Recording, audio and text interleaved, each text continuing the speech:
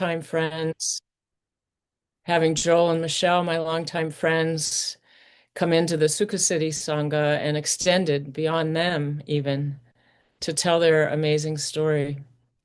So the way the night is going to go is I'm going to give a little introduction. I'm going to do a little grounding, do a little introduction, and then we're going to head right into the story, the main story, the stories, the story. And around 7:50, we're gonna push pause, see how it goes, and have some Q&A for a while. And depending on the activity in the Q&A, we'll also open it up to Joel and Michelle to possibly share some of the practices that are pertinent to us from what they did with the special forces. And then Joel and Michelle will close us out with a dedication. So let's just get here. Let's just sit, feel the energy of the day, the activity of the day dissolve into spaciousness. And feel what that feels like to you. Perhaps first the spaciousness in your mind as you let go of the imprints of daily doings, dinner, being here. Perhaps letting go of the speech center that you've likely used much today and feeling spaciousness there. But let's all just let that settle into our heart.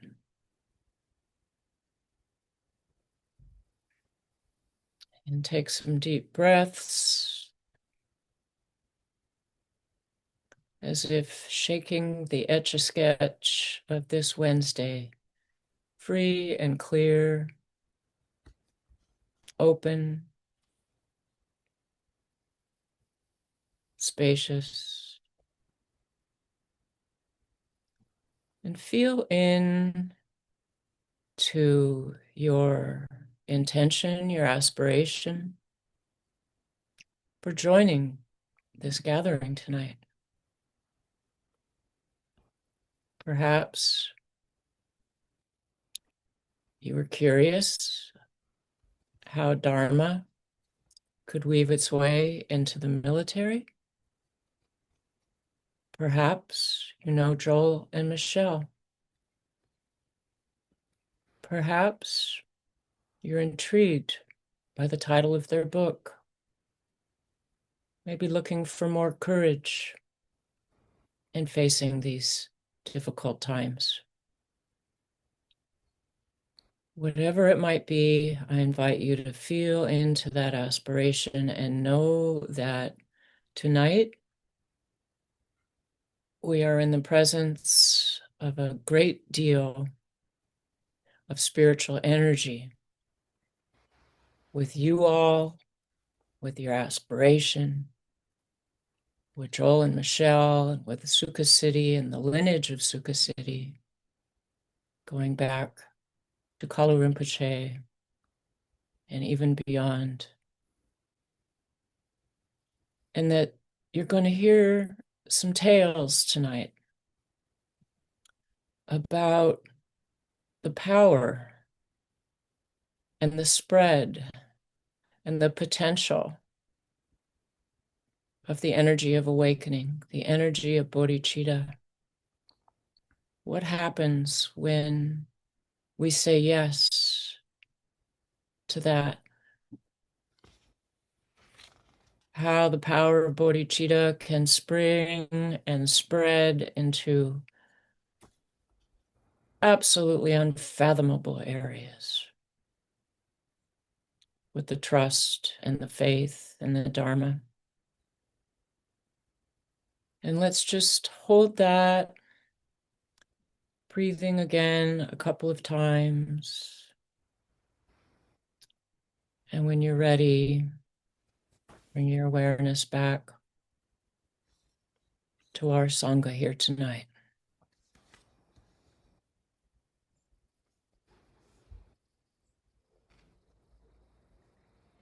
Thank you. And I I want to say this is such a joy for me. I was contemplating all day long my introduction. And sometimes you give an introduction and it's full of people's degrees and accolades and professionalism. And all that and more is well deserved by Joel and Michelle Levey. You can find out quite a bit about them on their website and by Googling their names. But my introduction to them tonight is the landscape of my heart is where it springs from. The word Kalyana Mitra, spiritual friendship, is all caps, bold, and underlined with Joel and Michelle. I've known Joel since the late 70s, and Michelle shortly after that. Our connection has only been one of Dharma, and yet it has encompassed so much life. Their marriage, my child, their incredible year retreat they did after they met of dedicating the benefit of their marriage, which had only just begun, to the benefit of all beings. And they did a silent retreat separately, I believe. And then going to Kalu Rinpoche when this project arose. And gosh, I was thinking this tonight that I wasn't going to go into details, but there's just a few. Joel walking up to my little cabin here on Orcas in 1978 with, or nine or something, with a biography of Jade Tsongkhapa. Old, maybe one of the first ever translated, and I still have it, and it set me on a path of now, what, 45, 50 years of lineage. Another visit, Joel walking up to my cabin on Orcas with a flyer from the Kala Chakra in Madison in 1982. And on the cover of the flyer was the Kala Chakra mantra emblem that I had just carved in wood and didn't know it. And this is the nature of our connection with each other. And I will say too, and as I conclude, which I could go on and on, that I consider Joel and Michelle to be, I'm going to say, can't believe I'm going to say this, but I'm going to say it, equal to His Holiness the Dalai Lama in my life, in setting me on a path of engaged Buddhism, engaged Dharma. Because though I had been a student of the Dharma for well over 10, 15 years when I met them, I said to them once after they had taken on this project and completed this project and were traveling around the world, teaching thousands upon thousands of people the skills and tools of mindfulness and biofeedback and interconnection and people who, corporations and things. And I said, you guys, my life is so small and my desire to serve is so big. And I really don't know how to make the two meet. And they gave me the simplest pith essence Dharma teaching that I've ever had of just before you wake up in the morning, set your aspiration to be a benefit to all sentient beings who come into your path. And I have never wavered from that. And that's perhaps the most profound Dharma teaching I've ever received. So with that, oh my gosh. And I want to say I'm going to include a couple of things, a couple of endorsements of the Leveys and their book. The Dalai Lama, an advisor on several of their projects, encouraged the Leveys in their work, saying, You are presently engaged in work that has great prospects for bringing the inner sciences of transformation to a very wide section of people who may not, under ordinary circumstances, come into contact with these teachings. And another one, Joel and Michelle Levey's Observations and Manual for the Awakened Warrior, a special kind of courage to keep our hearts and minds open in our rapidly changing and increasingly complex world is especially poignant. And another, the Leveys have effectively documented in this book a path towards living an integrated life on this blue planet we call Earth. And with that, I hand it to you two. Please tell us your stories. Thank you, Susan Tuchiche, for this beautiful introduction. I'll add that Susan held up the wedding canopy for us at our wedding when we were married. So she's right there, very close to our hearts on many levels. And much gratitude to you, Susan, for connecting us with Sukhasiddhi for this book event, and gratitude to Lama Palden and Leslie for all your support and hosting of us here tonight. We're really so grateful to be able, to share this remarkable story with everyone, and especially in the light of the Dharma. So it'll be a different spin on how we're telling the story tonight than we might for just a regular bookstore audience, to really weave in practices and perspectives from our teachers and mentors who were inspirations to us, as well as advisors in the design and delivery of this unique and extraordinary program. And we'll share how it came to be, and we'll have time for reflection and questions at the end. So if you could hold your questions till then, we'd love to hear how this speaks to you. And is it too low, Leslie? You can't hear. So why? Can you turn up? I'm talking regularly. I can hear fine, Oh, okay. Leslie. This is Paulden. Yeah, I can hear fine, so I don't know what. Okay, great. Thank you, Paulden. As we begin, I'd just like to invite everyone to just take a moment to imagine what it would be like, or the possibility even, of being able to not only train soldiers in all their outer skills, but to be able to give them the training, the inner training of developing courage, in kind of the inner skills of the heart mind, the bodhisattva spirit, the heart warrior of the bodhisattva. And I'd like to, as just for the auspiciousness of it, as we begin, to just share a little piece here from the 13th Dalai Lama on this inner aspect of the warrior, of the bodhisattva warrior spirit. It was very inspirational to us in this program. And 13th Dalai Lama wrote, "The bodhisattva is like the mightiest of warriors, but her enemies are not common foes of flesh and bone.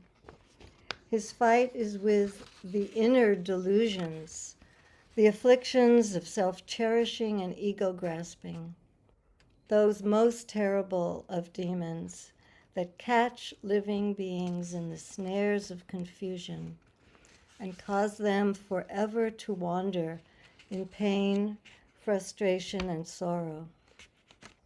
Her mission is to harm ignorance and delusion, never living beings. These he looks upon with kindness, patience, and empathy, cherishing them like a mother cherishes her only child. She is the real hero, calmly facing any hardship in order to bring peace, happiness, and liberation to the world." So at least we planted some of these seeds in the hearts of the soldiers we worked with. And we'll speak more about what the curriculum was, the different components, and kind of the essence of the training. Yeah, many of us who've traveled in Bhutan and to Dharamsala and other places where there are Tibetan Buddhist temples, oftentimes just at the threshold, as you're about to enter, is a big tanka of the Wheel of Life depicting Mara holding the 6 realms in which beings live in delusion and confusion of various gradients of suffering. And if you look carefully at these tankas, in each of the different realms, you'll find Buddhas, you'll find bodhisattvas that have taken birth in those realms to be the Buddhist chaplain at San Quentin prison, or to deliver the ultimate warrior training program for the special forces, or to just be another hell being who happens to be a Buddha, just lifting up their fallen comrades in torturous conditions. So I just wanted to sow the seeds of that image. The colonel who opened the portal for this program to happen was a remarkable man who was as close as we ever met, I think, to a bodhisattva in a uniform named Ken Geddy. And Colonel Geddy, at the end of his career after our program, we were talking with him one day, kind of having a cup of tea on the phone. And Michelle said, Ken, after all of your years of service, what are you most proud of? And he said, I'm most proud of the number of covert humanitarian operations that we were able to run that helped thousands and thousands of people, and nobody ever heard about it. And so it was really Colonel Ken who opened the door to this program with tremendous heartache that he and his colleagues had, seeing the carnage not only that had taken place in war, but after men and women came home from being deployed, seeing that, the statistics now say 22 veterans a day commit suicide. At that point, when Colonel Geddy approached us, they just released the suicide wall study that showed that way more, 2 to 16 times more veterans were committing suicide than died in combat. So to appreciate that out of the suffering, the shame, the heartbreak, the grief that was felt by military leaders at a time when the Army was just as low as it had ever been. It was after the My Lai massacre and the cover-up of that. The Army was in disarray. They were trying to just come up with an ennobling, meaningful, relevant vision for what they might become. And it was that was one of the factors that gave rise to the program. There's a line in the UNESCO Charter that says, since wars begin in the minds of men, it is in the human mind that we must erect the ramparts of peace. The men we worked with basically were 25 Green Berets, Special Forces troops. Many people have heard of SEAL Team 6. It would be as though we were given 2 SEAL Team 6s who pulled no other duty for 6 months other than to hang out with Michelle and I, Richard Strozzi Heckler, who many of you probably know from the Bay Area in Northern California. He was our Aikido sensei. And Jack Siri. We were the 4 people on the core team. And the motto for the Green Berets is De Oppresse Libra, the liberators of the oppressed. And we created a kind of logo for the program that took their crest and substituted cross swords for lightsabers. And under the liberators of the oppressed, we put Vicet Tecum. May the force be with you. It's Latin. And in many ways, that helped to kind of brand the program as the Jedi Warrior program. And that was the name that the soldiers actually gave it. And in many ways, I think they didn't really know what was coming their way, but they started to realize that the skills they were learning were to help them liberate themselves from their own oppressions, and through their own self-liberation, be able to be more discerning, more present, to make wiser choices and create less suffering and harm for themselves and other people. So I remember I was in the Kansas City airport with Geshe Sopa from Madison, Wisconsin, who was a really beloved teacher and friend. And Deer Park, Dharma Center. yeah. And I had taken him to a gathering of First Nations leaders that wanted to meet with other spiritual teachers. And we were on the way back from that. And I remember him kind of musing and lamenting that it was so sad that the Tibetans hadn't been better prepared militarily to defend Tibet and to defend the treasures of the teachings and the traditions of Tibet. And I remember being really moved by that. We were in the midst of preparing for this program at that time and thinking, wow, what does it take to really develop forces that can protect what is good and true and noble, rather than just be destructive and harmful forces? So in addition to the carnage, the suicides that gave rise to the program, that also gave rise to the establishment of the Delta Task Force.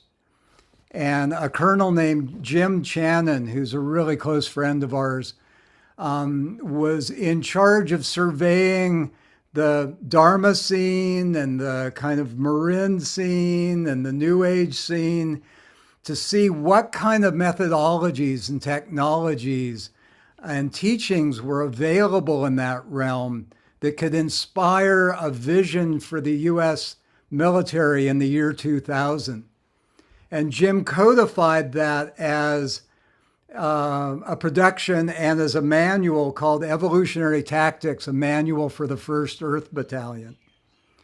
And Evolutionary Tactics created a mythos of the U.S. military as an earth stewarding and earth protective force that would be deployed to places of natural disaster or tensions, or dropped into Gaza to stand up and say, enough, stand down, and hold those kinds of lines. So it was at a meeting with the Delta Force that Bud Cook, who's a colleague of Leslie's, was approached by Ken Getty saying, we need to develop the training to be able to develop these earth steward warriors, but we don't know how to go about that. And Bud was an Aikido teacher and had done a demonstration there, and they were really admired what he brought to that. And they approached him and he said, well, I know some people in Seattle, let me go talk to them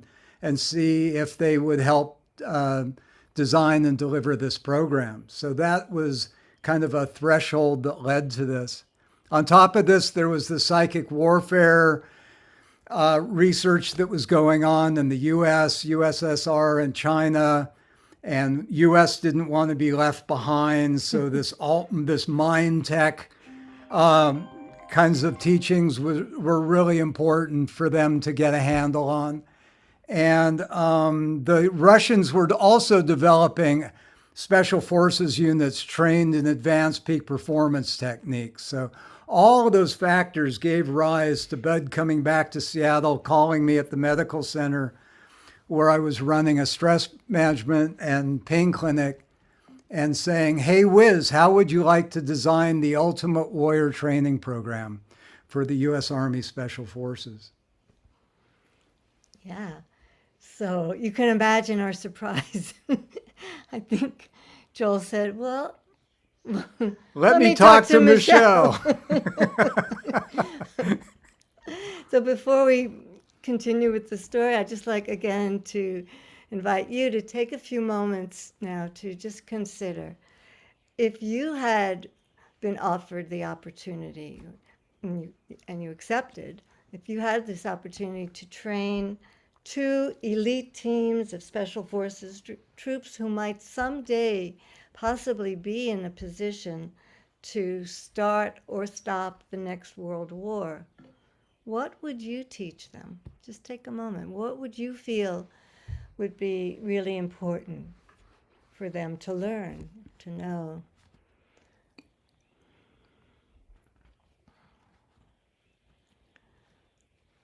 And as thoughts are coming up for you or ideas, just consider also like how would that apply to you as well? Would these be values or skill set that would be important in your life as well?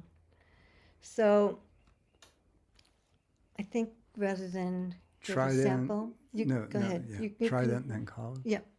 So the same week that, same days basically, that Bud had reached out to us, Trident submarine was coming into Puget Sound and Hood Canal for the first time. The first, Trident submarine. Nuclear submarine. Each of the Tridents carrying thousands and thousands of times more firepower than Hiroshima and Nagasaki combined. Just an incredible amount of firepower.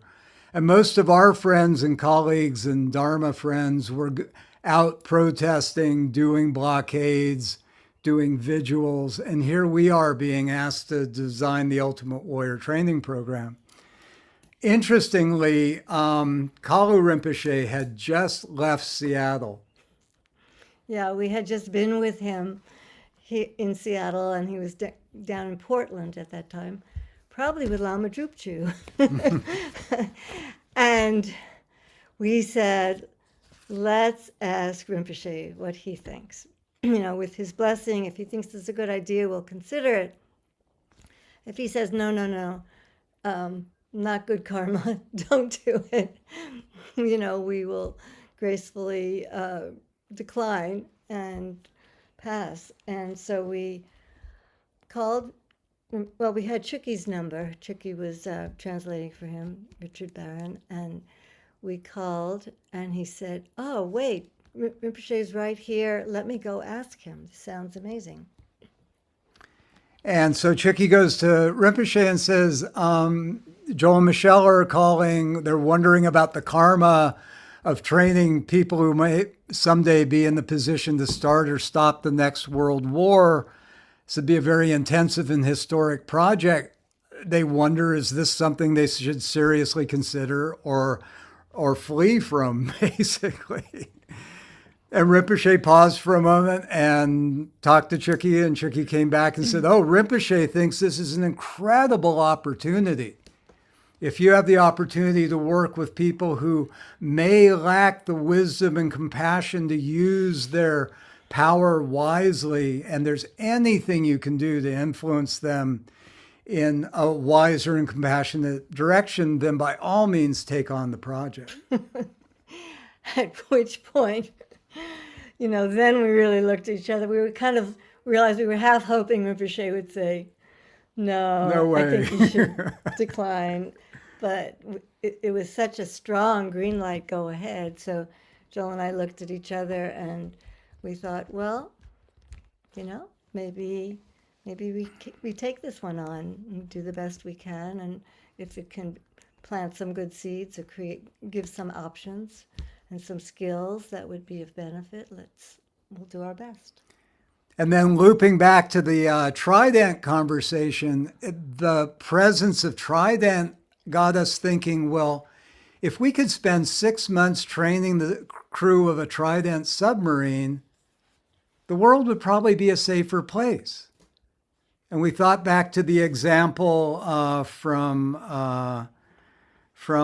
the Cuban Missile Crisis. There was one Soviet submarine captain who refused to follow orders to fire his nuclear missiles. And he prevented international nuclear war. And he paid the price for that for the rest of his life. But we realized that the people that we were working with might be in a similar position someday. And though it was terrifying to us as peace protesters. I had written my conscientious objector thesis during the Vietnam War days. Michelle had a similar history as a protester. This was a huge leap for us. And if it weren't for Kalu Rinpoche and dozens of our other Dharma teachers who all said, absolutely, and will support you, we probably would have turned and ran.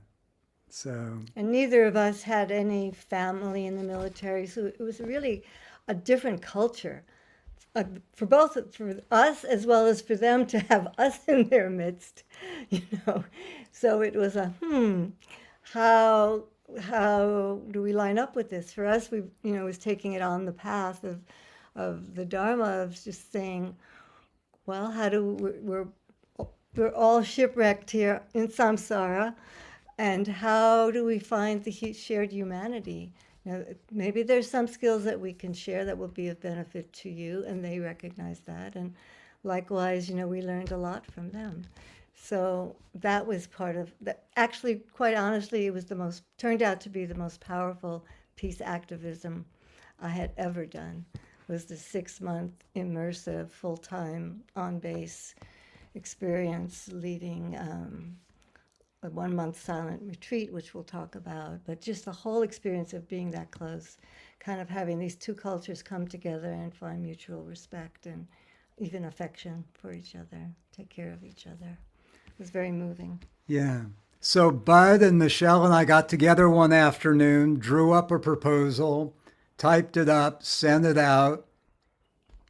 We had an office in the back of the Magic Mouse toy store in Pioneer Square in Seattle, if any of you have ever been there. And so the FedEx guy had to walk through all the yapping little toy dogs, pick up the proposal, and it was just a comical kind of scene for the movie if it ever happens.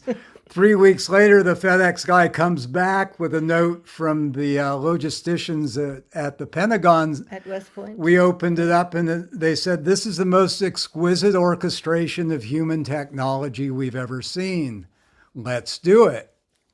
And one word on this, when we got together with Bud for that afternoon to draw up and design the proposal, we said, let's just go for it. Let's make it the most holistic, inclusive program that we can imagine that could possibly bring benefit. Let's ask for the moon and see what we get back. And if we have to adapt or adjust, we'll do that after. So we gave it our best. And they gave us the moon. Yeah. We had a lab with about $500,000 worth of biofeedback and neurofeedback equipment. Richard Strozzi Heckler was our Aikido teacher, and we used Aikido as kind of a stealth way to bring a lot of indigenous wisdom and embodied kind of Dharma warrior principles into embodied engagement with the guys, which is a very foreign kind of martial art. We worked with the men's families. We tested what they were learning, not only on the Aikido mat and in the lab, but doing mission simulations. We'll get into even with some their of that. diet and nutrition, which was a stretch.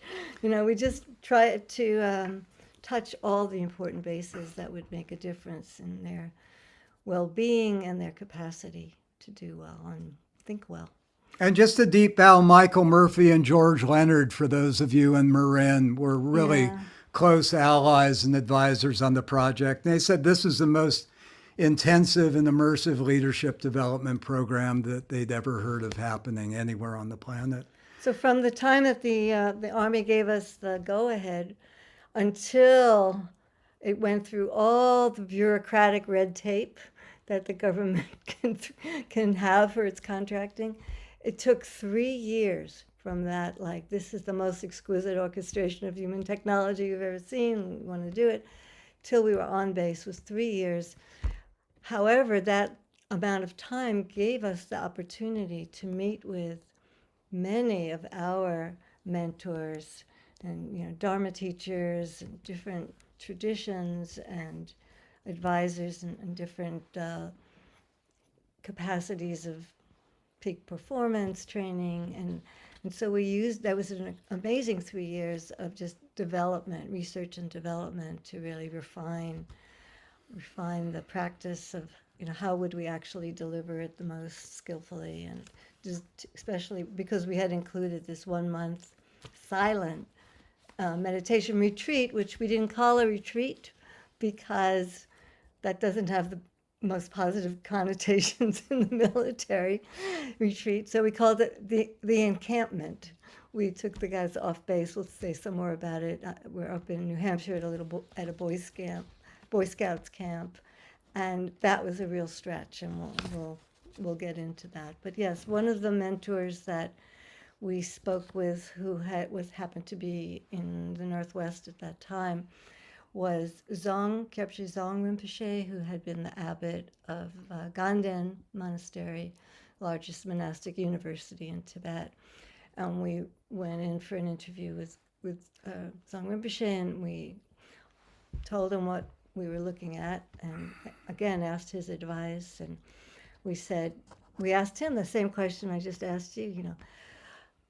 If you had this opportunity to work with these men for 6 months, what's the most important thing for us to teach them? What do you feel is the most important thing? And without a moment's hesitation, he replied, and I don't know what the Tibetan word is, probably Ningtop, we've come to think, but as it was translated, the translator said, Rinpoche says the most important thing is to teach them courage. Courage. And Joel and I looked at each other, and we're like, Joel and Michelle are going to teach courage to the Green Berets. Like, what does Rinpoche mean? And it was like a koan for us through the whole program. And then we'd get little glimpses. Oh, this kind of courage, and the courage to be with my own mind and sit and and see what's going on inside. Maybe that kind of courage, and then throughout, and even till after the program, we kept getting other translations for the word in Tibetan, could have also been translated as patience, forgiveness. We were getting, and then compassion, heart power, the strength, heart strength, and the kicker was when we thanked Rinpoche and we were leaving, Zong Rinpoche turned around and he said, "And I rely upon you for the success of this program." So just raised the ante, for us. The stakes got very high. I was like, okay, we will do our best. Yeah, every time I was ready to just leave, just flee out of there, I remembered his admonition I rely on you for the success of the program. So just some glimpses, it's a huge story. If it's of interest, please read the book, Manual for the Awakening Warrior. We had asked for all volunteers for this program because we were training trainers. We insisted on them being. The Army agreed. I prepared like I was preparing to teach a university class, with people who couldn't wait to do all the reading and all the assignments, and we're just, so excited. And we got on base and we started interviewing the guys, and we realized most of them had no clue what they were stepping into. They'd been volunteered. And they had been volunteered as teams. So that was a major challenge for us. Imagine walking into Walmart in Eureka, California, and picking 25 people and saying, "You're going to do this program." Some of them would think they died and went to heaven, and others 6 months later would be saying, "Why are we doing this?" So it was kind of a broad spectrum. The first day that we were there, we did these interviews, we got that sense. But then that evening, the guys show up, and they've got their wives and their girlfriends and their kids in their arms. And we just got to see the warm, fuzzy, like boyfriend, husband, father.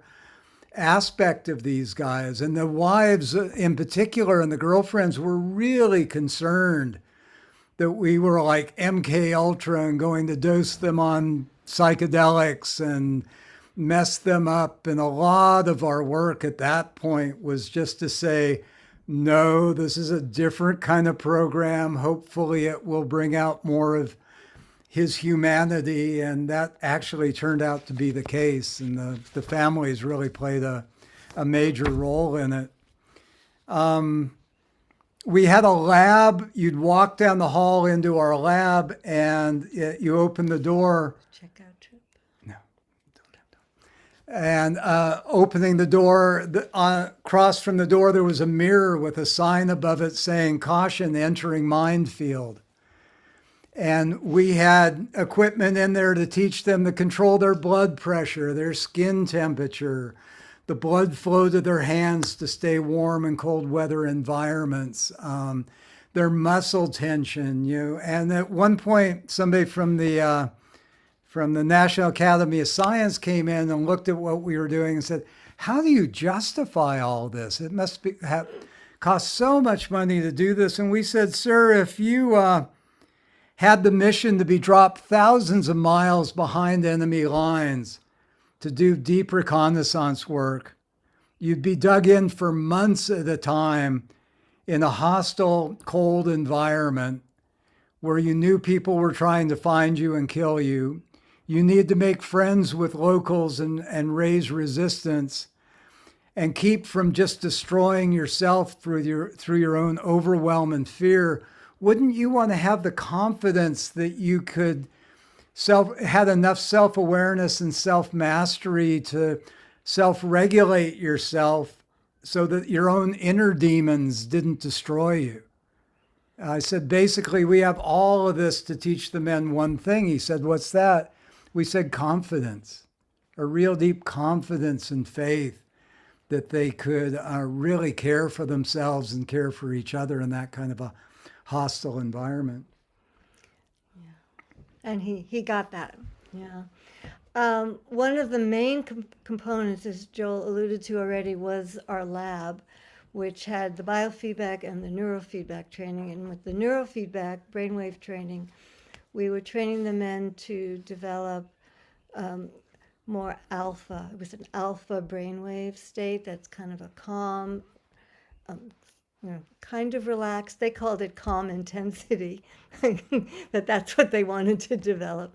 But it was kind of the EEG of a presence and a calm, so that they weren't going to just be either caught in a lot of rumination or in a lot of anxiety, but to be really present with what was going on and to be able to respond from that place.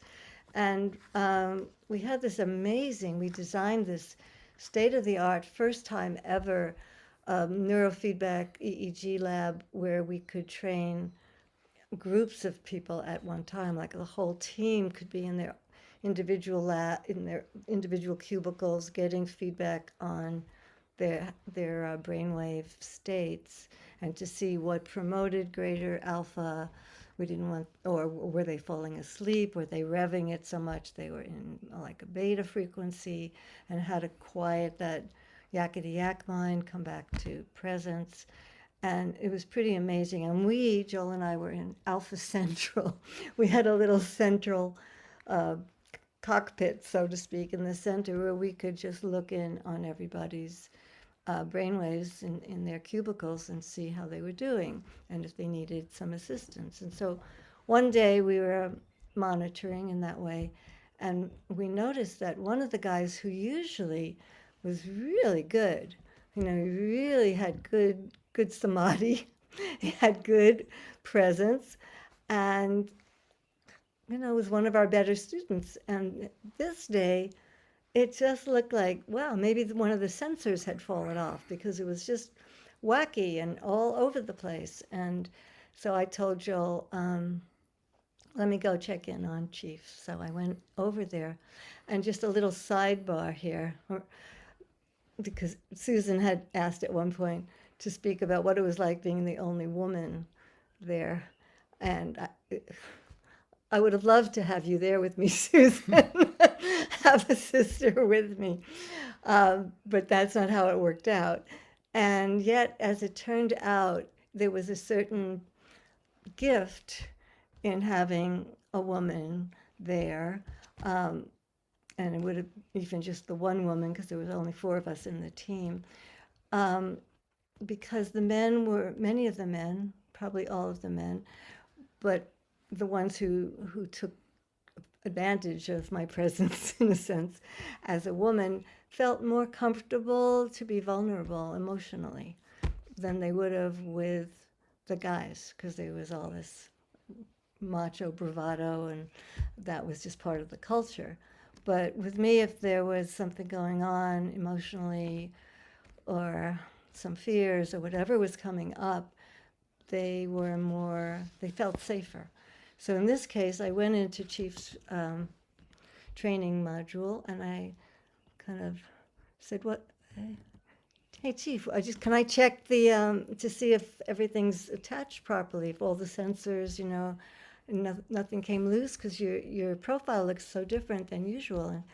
And I checked, and everything was attached perfect. Nothing had come loose. And he said, but Michelle, can I talk to you? And I said, yeah.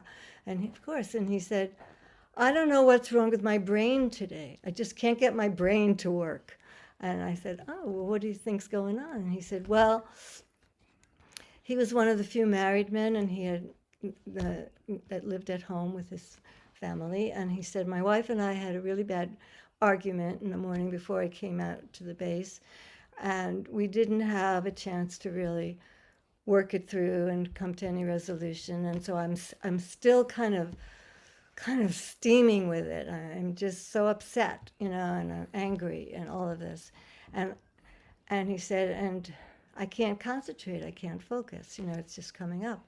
So it was a wonderful opportunity for me to just say, oh, let's look at that. And rather than any Dharma talk I could have given about the faults of anger and the effect, I know sometimes the Dalai Lama, I've heard him speak about anger, and it's not good for your body, and you can't sleep, and you lose sleep. But he was describing just that kind of chaos and inner turbulence and lack of being able to really focus. And so I said, well, would you like to try a meditation that might be helpful? And kind of walked him through a practice of forgiveness and metta, loving kindness practice, and for himself, for his wife, a way to come back to the love that he really felt for her, and how to release and let go and come back to that open spaciousness. And he got it. He totally got it. And then his everything came back online. It's like he came back to that calm and loving heart, and once again, he had this beautiful alpha brainwave state, and he discovered that benefit himself. It wasn't that I just gave him a teaching about loving kindness and the healing, of forgiveness.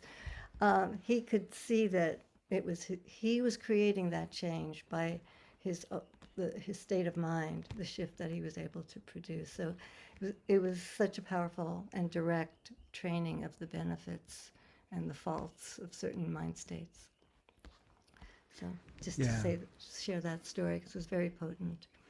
So these men were deep recon troops back in the days when there were only about 300 satellites in the sky, and that meant that to get information out from behind enemy lines, you needed to send eyeballs there with technology to get information out. Our guys had a less than 1 in 10 chance of getting out alive. And when we asked at the initial briefing where they opened that for us, was this a suicide mission that they were being assigned to? We were training them for a suicide mission.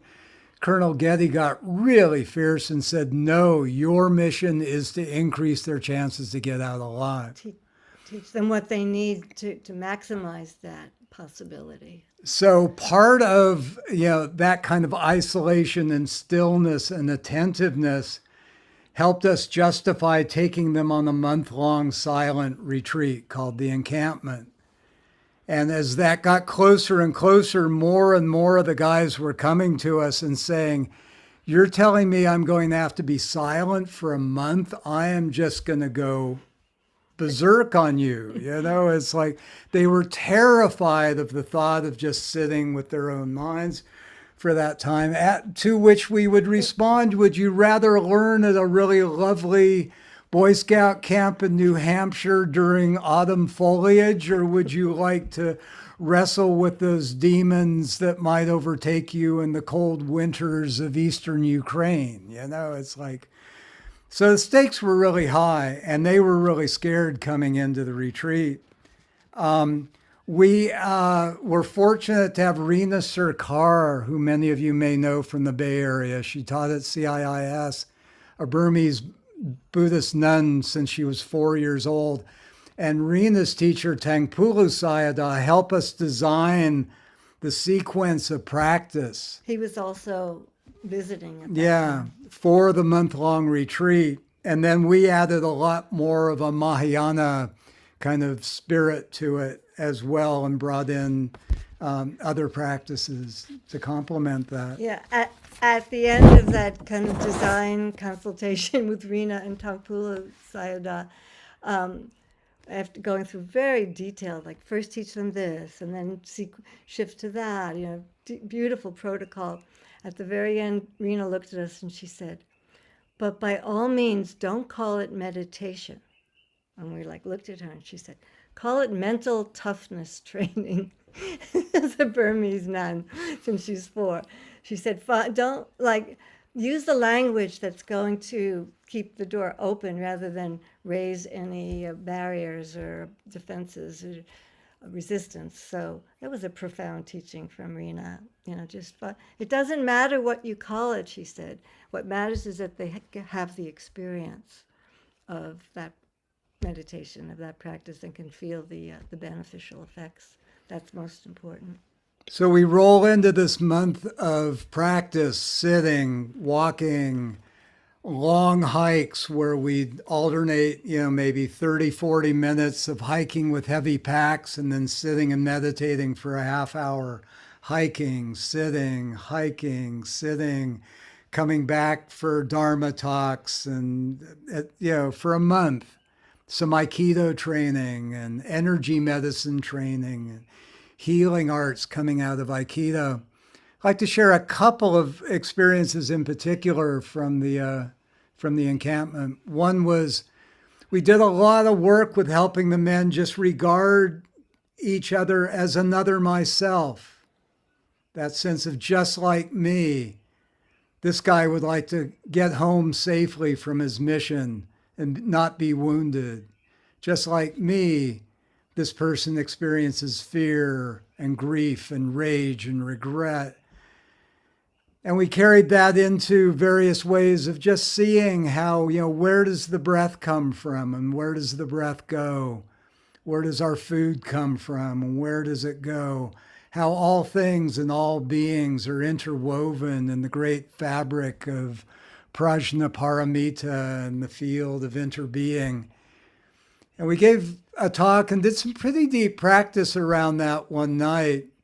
And at the end of that Dharma talk and practice session, one of the men raised his hand and he said, yeah, you could just see his mental gears kind of grinding. He said, but Joel, if what you're saying is really true, how could we ever kill anybody?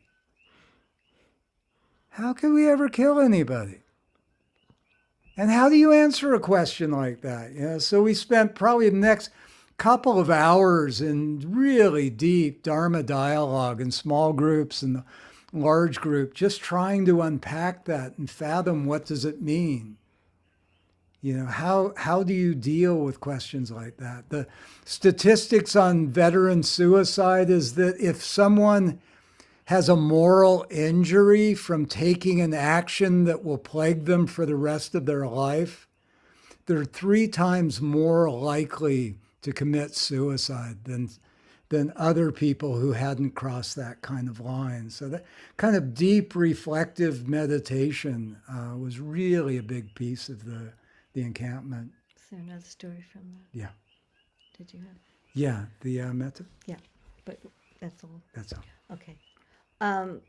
So the way that our days were structured in the encampment was we'd have practice in Aikido and different sessions during the day, and then in the evening we'd have a Dharma talk, and we would teach a meditation, and then people could then have the option to go back to their hooches to go to sleep, and or come back if they were really tough soldiers, come back for the optional late night sitting.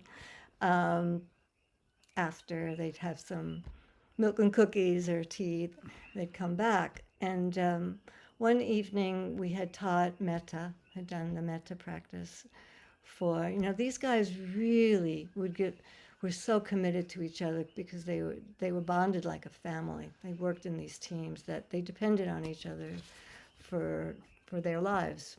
And so they were very, very close, and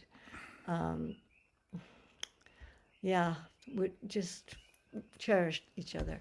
And so we started, with the metta for their buddies, for wishing them well on every level, and that was easy, kind of pride it, then working for themselves.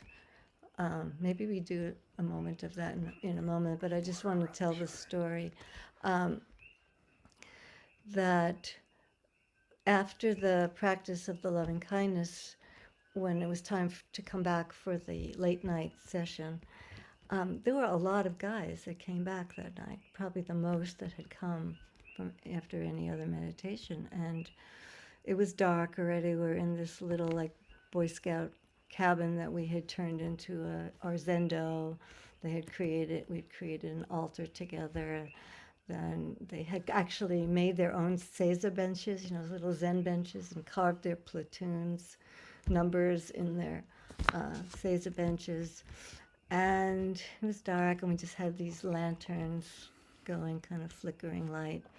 And at one point, Joel and I noticed one of the soldiers who was this big, kind of barrel-chested, strong martial artist, and just very disciplined, good form, sitting. He was wearing this black T-shirt, skull and crossbones, Rangers, Death from Above was the T-shirt. And in that flickering lantern light, you could see glistening water coming down from his eyes, these tears dropping down onto the skull and crossbones of his Rangers T-shirt. And he was just going for it. He was just sending loving kindness to all beings, starting. It's a practice where you start with a mentor or someone who's kind, and then to yourself, and then to those who you care about, and those who challenge you, and you just keep rippling it out wider and wider. And he was dropped in so deep with that metta practice. And later, at the end of the program, when the Army put these guys through this really intense endurance test to see, well, what benefit was this? Were they, after this month-long meditation retreat, were they stronger? Were they weaker? Same? It was this, they called it the gut check. It was a test that intact teams had ever made it through without accidents, without fighting, without just breaking up. You had to be at certain checkpoints at certain exact times to get food dropped in, and the whole team had to be there together. So it was really, really an endurance test. And our guys were the first teams ever to successfully complete that without injuries or breakdowns of one form or another. And I remember asking this soldier, who was one of the older soldiers in that team, in that group, what kept him going. It's like Heartbreak Hill. You get to the top of this one really intense climb, and you think you're at the summit, and there's the next, and it's that kind of thing. And he said, what got me through was that heart thing you taught us, that heart thing. I just kept feeling how rough this was. And then I think of my buddies behind, and I go, oh, may you be strong. May you have the capacity to keep going. May you be safe, may you make this safely. And he just kept doing the metta, adapting it for that And situation. Tonglen. And Tonglen, both of those, but it was that heart thing. And, that was kind of the key to success, that they discovered the power that comes, that inner power that comes from that wholesome, caring heart warrior aspect. Yeah. Yeah. So just a few comments here to wrap it up and then move into hearing your voices and reflections. I also want to acknowledge we brought in Brother David Steindl-Rast, Benedictine monk, incredible blazing bodhisattva. And he had the men in tears within probably about 5 or 10 minutes. Just and these guys don't cry very easy, honoring, usually. having them honor themselves, that they were willing to lay down their lives for a larger cause, and a for greater each other. good, and for each other. And Brother David spent 3 days with us. That was extraordinary. And at the end of the program, about 95% of the men said that if they had to pick one guest presenter to be out on a dangerous mission with, 95% of them would have chosen Brother David, who stood about 5'5", and it was just such a gentle soul. But that was just such a emblematic image of how these guys were worked by the program. At the end of the program, one team was identified as the most outstanding team in the NATO Games that year. A lot of our guys went into Eastern Europe doing clandestine operations just prior to when the Berlin Wall came down. Yeah. Colonel Getty was in charge of special operations in Europe and Eastern Europe during that time. We stayed in touch with some of them who would call us from various parts of the world saying, hey, I'm trying to train special forces troops in wherever. How did that meditation go? What's the third step? Exercise go. But imagine people out on dangerous missions sitting there with untrained minds full of demonic rumination and regret and fear and rage and reactivity. And then imagine the same people equipped with being able to sit in the fire and find the light, and a quality of clear, loving presence and self-regulation and confidence, and a little bit of maybe divine dignity, and doing metta and tonglen and gentling the field rather than just making it crackle with their fear and their rage. So that's kind of a glimpse of what we were up to. The implications of this work in this day and age is we're all living in a perilous world. I think the relevance of warrioring up and learning and practicing these skills has never been greater. Imagine if everyone knew love on every breath and Palda's teachings on Tonglen, and could move through the assault of every day of our modern lives with these kinds of profound Dharma skills, with a sense of refuge and a sense of bodhicitta. To us, yes, more army training. Yes, for leaders and organizations. Yes, for activists that put their bodies in harm's way to stand for justice and protecting natural environments. But mostly I see the relevance of this work for young people, for young people, junior high school, college kids, to help them really develop this kind of deep altruism, deep kindfulness, deep loving presence. To me, if this book had one big fruiting body, it would give rise to Jedi Warrior training programs for children. If anybody knows George Lucas, give him a copy of the book and send him our contact info. Young Jedi program. Yeah.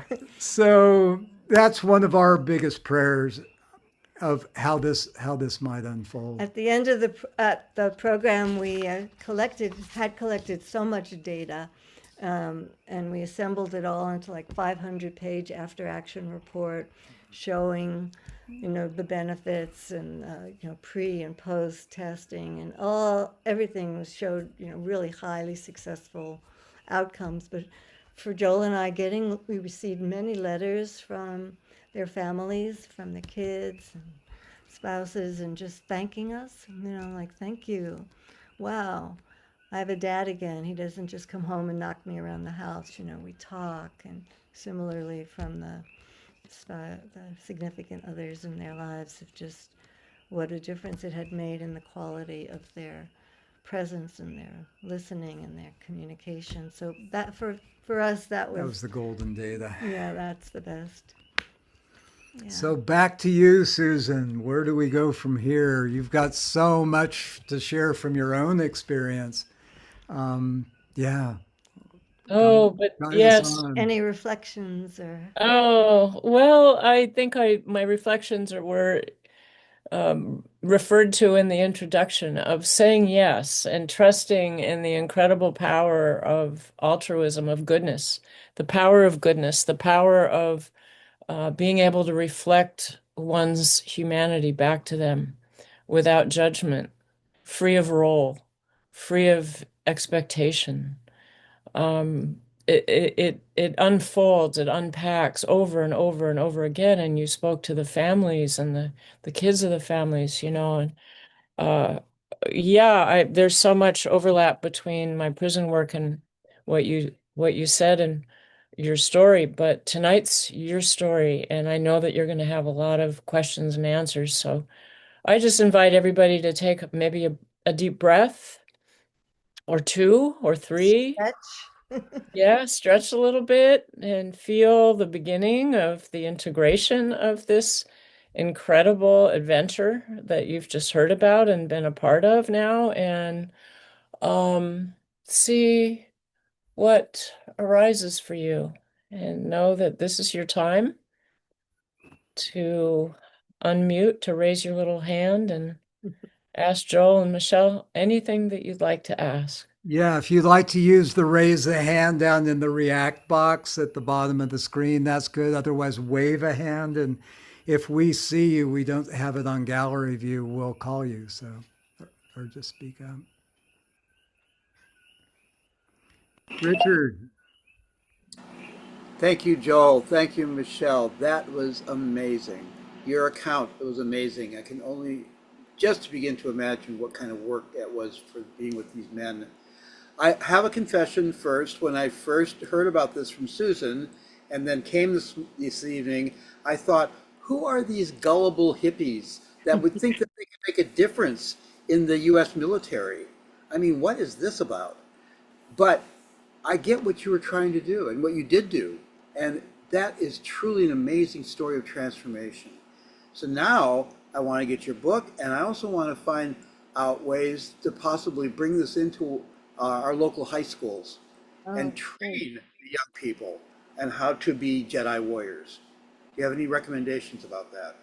Yeah, I'd say find the allies, to find the people that go, wow, that would be amazing. Let's talk about that. And just put together, people who may have ways in. And there's so many ways this can dovetail with health and education and Science. technology Yeah. and science. And, the more we've found, the more science you can bring in, the deeper you can go into the deeper dimensions of reality by whatever names you want to call them. And the contemplative sciences certainly open those doors in terms of methodology. So, Yes. yeah, feel free to be in touch. I'll put our contact info in the chat and feel free to reach out to us. Follow up. I, Where's your I high want, school? I was just going to ask Richard. Is that yeah. in Marin, or where are you? I'm in Sonoma, Santa Rosa. Sonoma. Great. Oh, good. And I want to add too that Northern California has a great deal of restorative justice programs in their schools, and I think that would be another good place of traction. And I can hook you up, Richard. Okay, good place to start. Yeah. Okay, Gary. I'm interested in hearing more of how did the discussion go? How can I kill people? Knowing all this, What are where did the discussion go? yeah. Wow. Wow. Yeah, I remember the Dalai Lama at one point. We were at some conference with him, and somebody said, "But Your Holiness, if somebody were to come in here with a gun and threaten everybody, what should we do?" He said, "Shoot him in the leg and take his gun away." Yeah, which kind of floored everybody. So it's like, what do you do? Let's say you're dug into a hide spot doing surveillance on a village, and a kid comes in, some child wanders in and finds you guys up there. What do you do? Really tough questions all the way around. So, what we were trying to do was just have them not be reactive, to have a greater sense of when do you pull the trigger and where do you aim and when don't you pull the trigger. What other options might be And available? to appreciate, like that submarine commander, did he pull the trigger and follow orders or not? It's like, really, really hard questions. But if nothing else, just to take the steam and the energy out of fearful reactivity and have enough quality of discerning presence in the sense of just like me, even with the adversaries, that there could be some inkling of wiser choices and less damage all the way around. And some greater appreciation for the consequences and the implications, the ripples, rather than the very narrow focus on, that choice, that action, but to really appreciate how consequential it was. There's So that. we didn't come up with a definitive like yes and no answer, but it was just a rich inquiry. What does that mean? Yeah. What does it mean? Oh, it's more than I had thought about. I would imagine that would create a place where there'd be less of a moral injury too, because then there's choice where there's only one possibility. Instead, there's many things to think about, and then your morality is engaged. Yeah. We're just trying to increase the chances that their bodhisattva spirit might stay intact, Yeah, I had a teacher many years ago, and somebody had stood up and when he was talking about love, and he was talking about more positive kinds of feelings, and he says, "Well, what would you do if I just took out a gun and I just shot you? How would you feel then, or how would you react then?" He was challenging him, and he says, "Then I would just die loving you." Wow. And I know that it almost on some level can seem unreal, like who would say that, or what would be the next move? But it was disarming for this young man, and it really brought the focus really back to our core in terms of how we treat ourselves and how we treat other people, how we regard other people, and our practice of that. Yeah. Instead of so many people that are, they just feel that they have to use force and criticism and evaluation, and it makes a very harsh environment. What a beautiful teaching he could give, that teacher. Yeah, it really stuck with me, and that was many years ago, back in the 70s. Yeah. And imagine having warriors that are equipped with, incredible weapons, who have stopped to contemplate suffering and its causes within themselves, within their adversaries, within the government and the people with ambitions that are deploying them.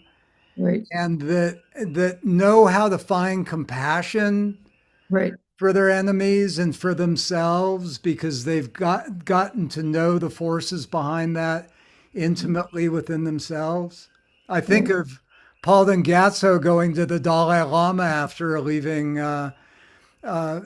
decades of Chinese torture in the prison camp, and telling His Holiness that he had been afraid of losing his compassion for his torturers. Yes, I remember reading that. And what a profound example that is. Yeah. Very profound example, yeah. Trinity. Yeah. Oh, thank you both so much. What a deep infusion into the heart of each of our practice to listen to your journey.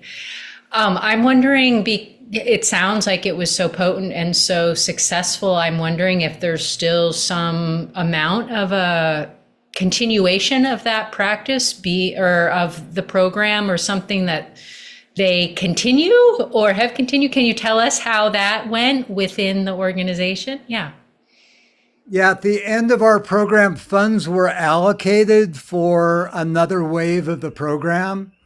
And Colonel Getty, who had overseen the program, was transferred to the Army War College. And one of his colleagues stepped into that command, who had absolutely no interest in having his men do that kind of training at all. I think it's like in many large organizations, if the leader leaves, the new person wants to create their own. That there's a kind of a turf thing. It's like, rather than continue a good program that was already successful, they don't want to do this other person's program. They want to create, have their name be attached to something. So that didn't continue in that form at that place. However, and to the best of our awareness, there hasn't been another one of that length and depth and intensity of immersion, but there've been a lot. It's kind of inspired many other programs, not for as long of training, which, or a month-long retreat, but shorter amounts, just so more diffuse, more widespread, but not to the same degree of training.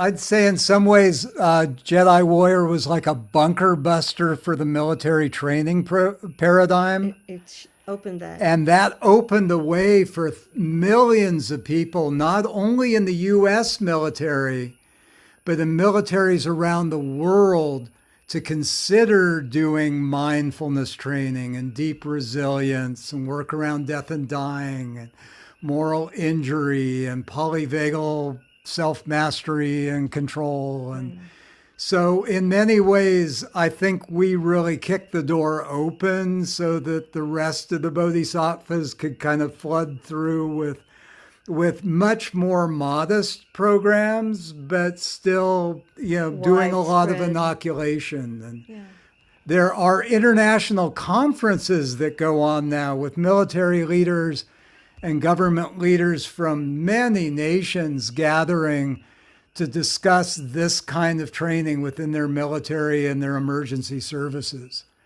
And those conferences happen annually or every couple of years. So there's a pretty vast ripple that has gone forth since that program. We were invited to present about this program at British Parliament. And it was one of this kind of a conference, and a lot of people from various, military as well as, firefighters and different emergency services. And somehow we were got to be the last speaker, and we had this beautiful presentation with slides and everything, and the AV wasn't working, and there was nobody there who get the slides. So we're at the last moment, because we had designed our whole talk around showing pictures and talking about it. And we said, well, we'll just wing it. And the moderator, when he called us up, he said, and now I have the great honor to present you with Obi-Wan and Princess Leia to talk about the Jedi Warrior program. This is a British Parliament, we did not see that coming. So we inducted them into the program just Yeah, on the wing. But So I just looked at Michelle and winked and said, "Congratulations, everybody. You just graduated from the 6-month-long, fully immersive Jedi Warrior training program. Let's reflect on what we did together." We just totally winged it. So, but there's a lot of interest in the military. In Yeah. fact, one woman, she's a colonel. What is it? Colonel Deb? No, well, Colonel Deb, but Liz Stanley. Stanley. She Colonel? I'm not- Anyway, one woman who's been bringing in more mindfulness kind of training programs was like so inspired by this book.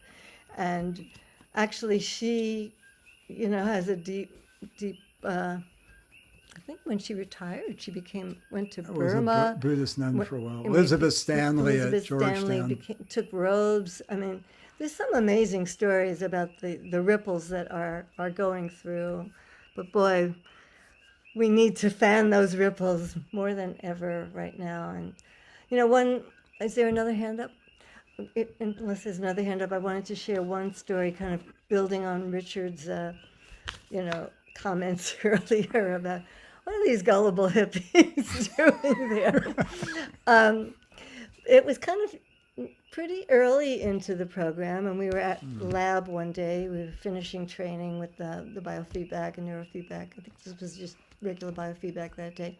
And one of the soldiers was kind of just hanging around. We had a nice little library out in front of the training area, and he was like in that area, but not leaving. And he seemed almost like a little shy and nervous, like it was something he wanted to ask, but he was a little bit afraid to ask it. And we went over and said, "Yes, John, can we help you? Is there something, you're looking for or whatever?" And he was like a young kid on his first date. He was just like shuffling his feet, and he said,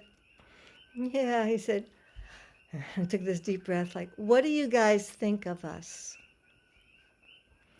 And it was like, whoa, okay. And, we hadn't even formulated that ourselves yet.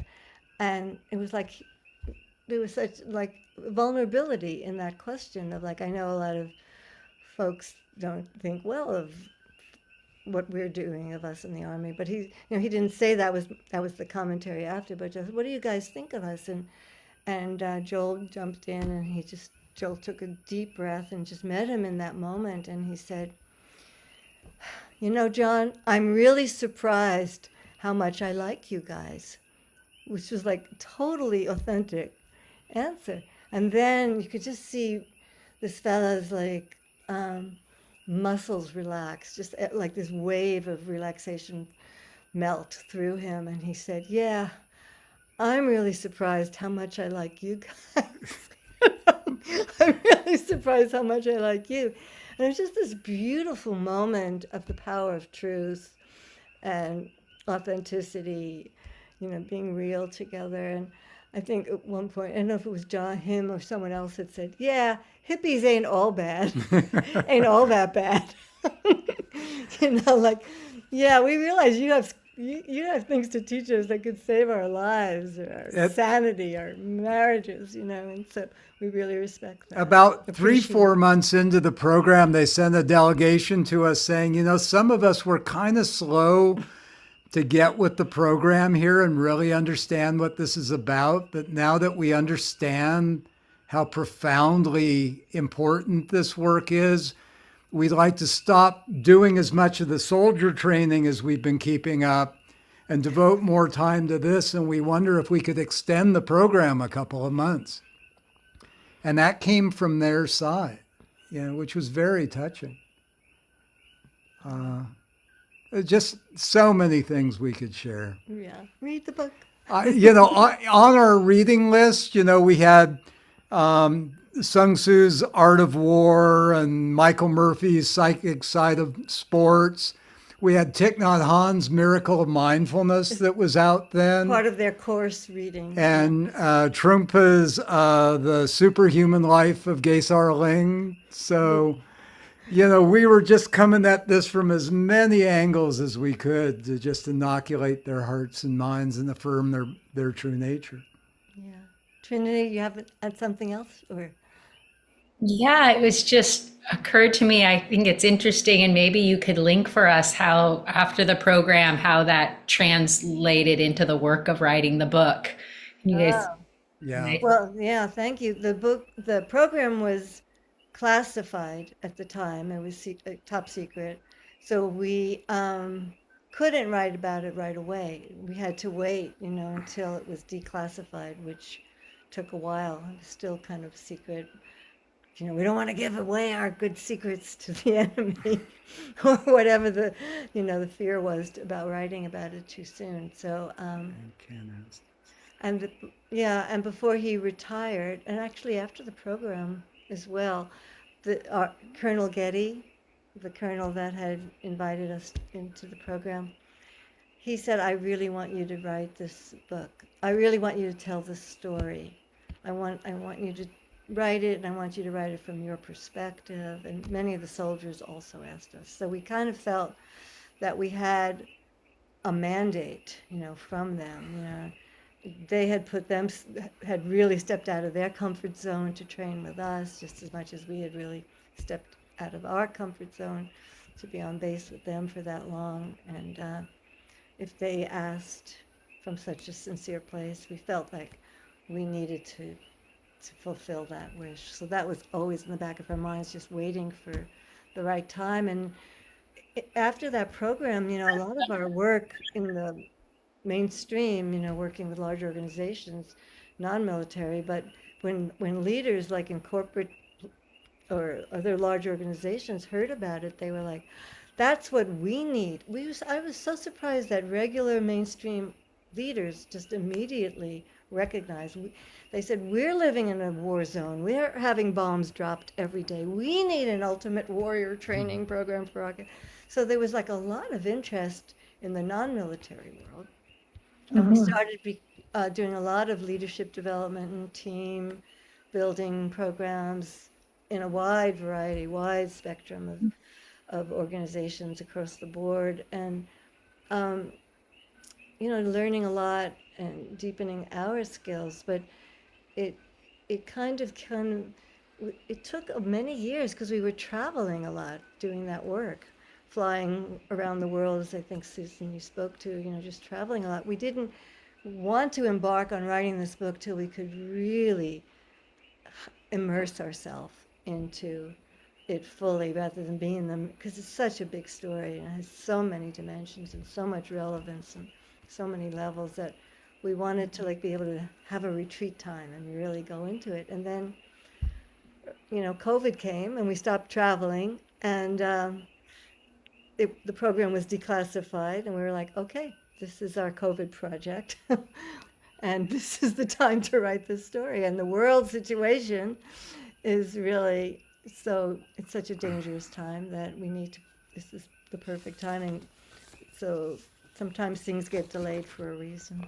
Yeah. And I think, just looking at how ill-equipped so many people are to deal with the Stresses. how terrifying the world is right now, how volatile, uncertain, complex, ambiguous, and absurd things are, that there's a special kind of courage that I think we all need in these times to show up and not turn away and not go into overwhelm, but to be able to just sit in the fire of luminosity and emptiness and loving, compassionate presence and just behold the arisings and passings in a non-reactive and compassionately responsive manner. So this book was really dedicated to helping to affirm that potential for as many people as possible. So we really appreciate your help to spread the word, to post links or reviews. And we trust this will find the mind streams that it needs to flow to. Susan, Wait, should we one hear more from question? Carol? Yeah. Carol? Can you hear me okay? Yes. Yeah, great. Well, just one quick question. So, obviously I haven't read your book yet, but are you in a position to take this work and move it into supporting people in engaged activism to meet what's coming with climate and all those pieces. I mean, this is a model that you've created, right? And worked with. So is that the next chapter or the next book? Yeah. You know, we're very much in a response. Our whole life has not been so much by design, but by responsiveness. People say, how do you market your work? I say, we pray to awaken to our true nature and highest Be the potentials highest and possible help service others and- do the same. And we answer the phone and check our email, So it's like, if opportunities emerge and we feel that we're called to do that, we'll certainly step into those realms. I think, activism and, the peril that we're in globally right now and the handful of people that are really stepping up to bring greater attention to that, often at peril to themselves. I would be privileged to support them in gaining more skills like this, and let alone young people. So to me, activists and young people have priority. Maybe other domains can help fund that. But the universality of the value of this work right now is extreme, and I'm here in service of that. Yeah. You guys, I think it might be, oh, am I unmuted? Can you hear me? You're good. Yeah, okay. Why don't you say something about your new nonprofit and your place in Hawaii and maybe even your retreat that's annually held here up on Oh, Orcas? beautiful. Yeah. Yeah. So after years of just working and teaching, within various organizations, we've actually established a new nonprofit, the Bodhi Tree Eco Dharma Sanctuary. And so that gives us that kind of an envelope that we can operate within. We steward an amazing sanctuary and kind of a little collection of Dharma teachers here, Lama Willa Baker and Eden Tall and some other Dharma friends that have adjacent property to us here in Hawaii. And we host a lot of individuals, couples, small groups, gatherings to explore more deeply in various kinds of ways. So it's not infrequently that people will say, hey, can I bring some friends over and just hang out with you and explore some of these themes or design something or just, rest and renew so I can go back into the fray with a little bit more strength. Susan's come and sat here and really cherished the thought that we have a really gorgeous and nurturing place here on the northern tip of the Big Island out by the valleys. I Yeah. see Viva up there. She's coming. She's coming for a month in with January. friends, yes. And I have a question. What's Okay. that? When you mentioned about the Tibetan people saying they wish they could have protected themselves more from the Chinese. And so it made me think, do we really need a military, or how can the military protect and do no harm? Is there a way to do that? It's kind of like a radical paradigm shift. How do we redesign our economy? How do we redesign our military? How do we get off fossil fuels? These are huge questions worth answering. Yeah. And Jim Shannon's vision of evolutionary tactics, a manual for the First Earth Battalion, was a really noble vision for that had tremendous support to it. And that's still seeding minds in the military and beyond. So I think we all have our field of operations, and we exert whatever loving presence and wisdom that we can bring into those to open avenues for new possibilities, Viva. So say a little bit about your annual retreat here Oh, on the yes. island. Hmm. We lead an annual retreat up on Orcas Island, an old theosophical camp, society camp about, gosh, what is it, 3 miles from where Susan lives? Closer? 3 minutes. 3 minutes. Okay. Yeah, really lovely place. And that's a chance. We also do 4 Zoom meditations a week online. So if anybody wants to be on our email list, maybe just put your email in the chat and we'll try and copy that, or contact Susan to get your email to us. We do 4 Zoom meditations a week, 1 live session here, and then we do this annual retreat, which is a wonderful opportunity for people just to all be together. They're all and live, but one in yeah, person. in nature and in community up on Orcas Island. It'll be this year in mid-July, I think 15th. July 15th to 24 or something like that. 20th. So, yeah. So yes, put your email in if you'd like to stay in touch or contact Susan. And just one more comment in response to Carol there. The book, or this new book, has only been officially launched a couple of months ago. Yeah. We had a few advanced copies when we were on Orcas, but it's really just launching still, and we're getting a lot of inquiries for interviews and to talk more about it. So we're kind of curious to see, as the book goes out, what will come, what kind of other opportunities may present themselves, in the sense, in the way you're speaking. And hopefully we can do a lot more work with activists, that are engaged, and how to stay engaged without burning out.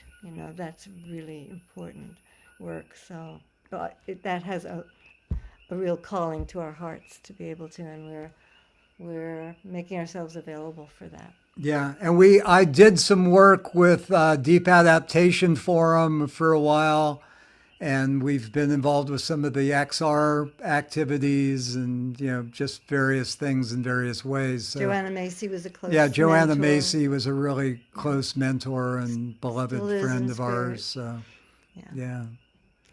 Cool. So maybe dedication. Yeah, that would be really good if you guys could lead us in a dedication and a closing. Wow. Thank you so much. What a rich, rich evening. And thank you, Susan. We are so grateful for the journey we've shared, and so inspired. Your work has inspired our work. We've been like a hall of mirrors for each other for decades. Thank you guys so much. So Yeah. shall we just pause for a moment to just take a few moments to appreciate whatever has been meaningful for you, whatever still wants to be explored within you, just the energy that's been generated, to see how we'd like to share it. Yeah. So as though we could just breathe in all the merit, the virtue, the inspiration, the positive energy, the light, the goodness from coming together in this sacred way with this holy intent, and all the merit and virtue from all of our previous lifetimes. Just gather that like waves of light into our heart and dedicate this, that we might carry this light and this inspiration to inspire us forevermore as our infinite journey continues, and to allow this light to flow from our hearts out to each other, to all of us who've been gathered here together, just blessing each of us to carry some of all of our light, to light our way, to guide us, to inspire us, and to let this great goodness flow from our heart out into all the constellations that we're embedded within, into the hearts and minds and bodies and souls of all beings everywhere who share the larger body of life. Trusting that may each and every being receive these waves of love and light and dedication, however they most need at this time to awaken to their true nature and their highest potentials as a source and a force for good within their fields of operations. May this goodness continue to flow and expand and light us up and inspire us forevermore. And for auspiciousness, just to share 4 lines from Dujum Rinpoche's dedication prayer. At this very moment, for the people and the nations of the earth, may not even the names disease, famine, war, and suffering be heard. rather may their moral conduct, merit, wealth, and prosperity increase. And may supreme good fortune and well-being always arise for them. Thank you. Thank you, everybody. Thank you so much.